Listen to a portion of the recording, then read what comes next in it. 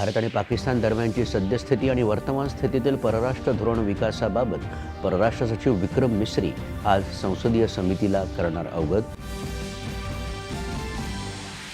जगासमोर पाकिस्तानचे इरादे आणि कृत्य उघड करण्यासाठी भारताच्या 7 सर्वपक्षीय शिष्टमंडळांचा परदेश दौरा 23 ते 25 मे दरम्यान सुरू होण्याची शक्यता. ऑपरेशन सिंदूर भारताच्या संरक्षण क्षेत्रासाठी निर्णायक वळण. तिन्ही संरक्षण दलांमध्ये ताळमेळ, धोरणात्मक दृढता आणि तांत्रिक कौशल्याचं घडलं दर्शन. संरक्षण मंत्रालय. भारताबरोबरचा वाढता तणाव पाकिस्तानसाठी आर्थिक संकट ठरू शकतं असा इशारा देत आंतरराष्ट्रीय नाणेनिधीनं पाकिस्तानला निधी पुरवठ्यासाठी घातल्या नव्या 11 अटी. आजचा नवा भारत त्याच्या भूमीला आणि नागरिकांना हानी पोहोचवणाऱ्यांना पाताळातूनही शोधून काढून शिक्षा करेल. केंद्रीय गृहमंत्री अमित शहा यांचा इशारा.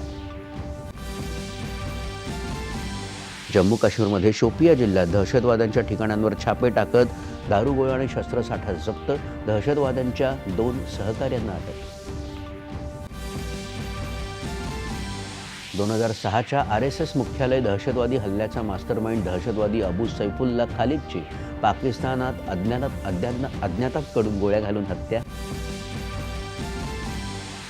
भारतीय कृषी संशोधन परिषदेच्या संशोधन संस्थांच्या समन्वयातून एक राष्ट्र, एक कृषी आणि एक संघ हे तत्व होणार साकार. केंद्रीय कृषी मंत्री शिवराज सिंग चौहान यांचं नागपूर इथं प्रतिपादन. हे त्रिसूत्री देशाच्या कृषी क्षेत्राला नवी दिशा देईल.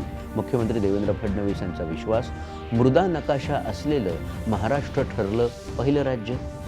आणि रत्नागिरीत खेड इथं 4 चाकी गाडी जगबुडी नदीपात्रात कोसळून भीषण अपघात, 5 जणांचा मृत्यू.